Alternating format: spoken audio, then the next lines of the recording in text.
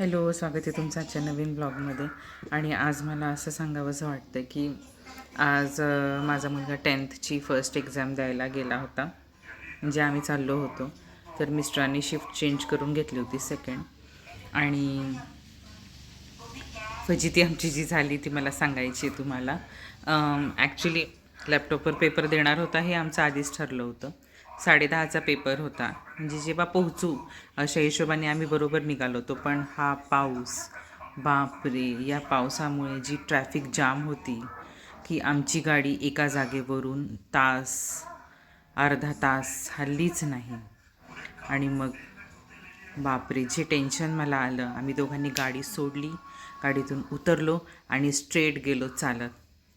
जिथे जो road free होता, जिथून गाड्या जात होत्या, त्या रोडवर गेलो चालत.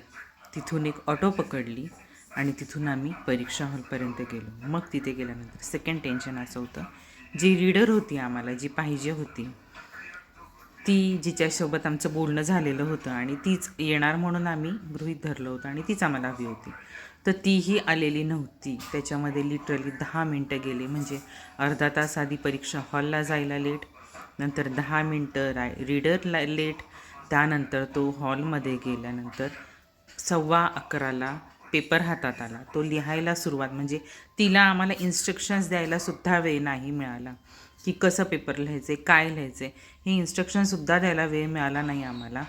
आणि आतमध्ये गेल्यानंतर मग ह्याने इन्स्ट्रक्शन्स दिले. म्हणजे जो पेपर 11:30ला सुटणार होता तो त्याने लिहायला सुरुवात केली 11:30ला.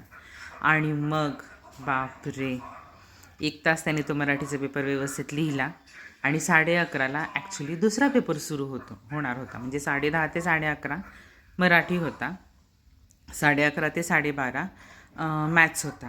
पण बघा, झालं असं की पहिला जो मराठीचा पेपर आहे तोच लिहायला त्याने सुरुवात केली 11:30ला, तो झाला 12:30ला.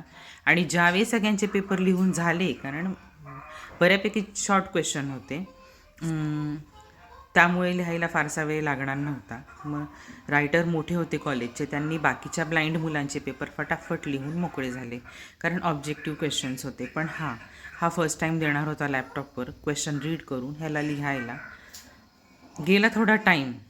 आणि मग 12:30ला मराठीचा पेपर संपल्यानंतर त्याच्या हातात आला 12:30ला. ज्यावेळी सगळ्यांचे पेपर झाले त्यावेळी 12:30ला याचा हातात मॅथ्सचा पेपर घेतला याने सोडवायला.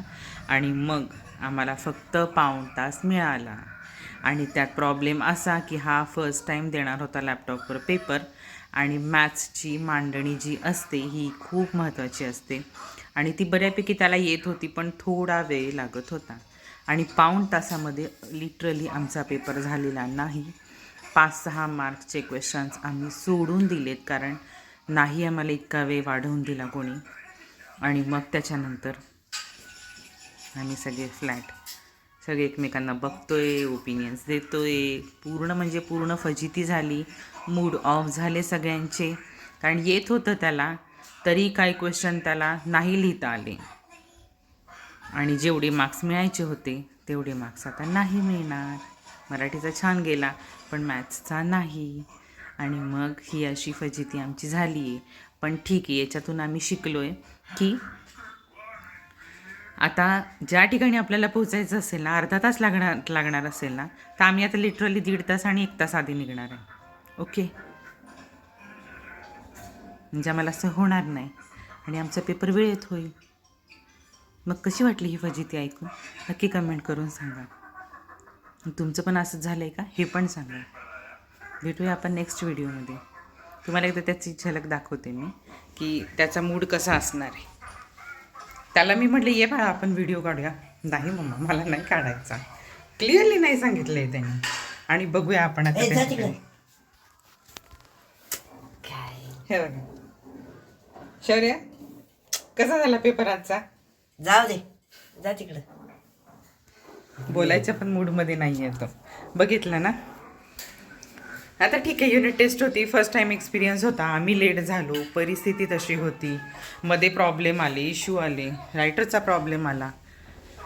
आता उद्या आम्ही 10:30चा पेपर आहे, तर आम्ही 9लाच घरातून निघणार आहे. तिथे जाऊ थोडा वेळ बसावं लागलं तरी चालेल, पण आम्ही आता खूप लवकर निघणार आहे आणि आजची जी फजिती झालेली आहे ती परत होऊ नये याची काळजी घेणार आहे. Okay bye.